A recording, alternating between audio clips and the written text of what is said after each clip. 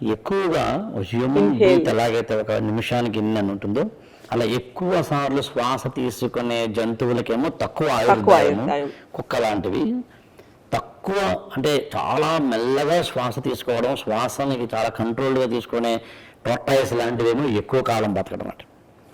మరి ఈ శ్వాసకు సంబంధించి ఓవరాల్గా మీరు చెప్పిన నాకు అర్థమైంది ఏంటంటే మన యొక్క థాట్ ప్రాసెస్ని, మన యొక్క హ్యూమన్ బాడీకి సంబంధించిన ఫిజియలాజికల్ వాటిని కూడా క్లీన్జింగ్ చేయడానికి కావచ్చు, లేదా కంట్రోల్ చేయడానికి, బ్యాలెన్స్ చేయడానికి, కంట్రోల్, మేనేజ్, డైరెక్ట్ అన్నీ చేయడానికి ప్రాణం, శ్వాస is like the most important thing.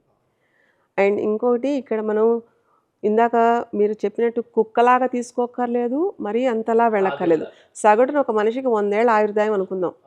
ఆ 100 ఏళ్ళ ఆయుర్దంలో కంప్లీట్నెస్ చూస్తున్నామా లేదా కదా. అంటే ఇక్కడ ఎక్వైరింగ్ నాలెడ్జ్, డిజైరింగ్ నాలెడ్జ్ అని ఉంటాయి.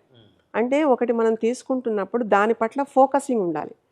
సో ఇంత దానికి నీ ఇన్స్ట్రుమెంట్ ఇలా పనిచేయాలి అంటే ముందు నీ ఇన్స్ట్రుమెంట్ పట్ల నీకు ఒక ఇంట్రెస్ట్ ఉండాలి. ఒక 20 ఏళ్ల పిల్లాడు బైక్ కొనుక్కున్నాడు అనుకోండి, మురిసిపోతూ ఉంటాడు, పొద్దున్న లేచి రాగానే తుడిచేసుకుంటూ ఉంటాడు. It's like his feel to, అంటే హీస్ అటాచ్డ్ టు దట్.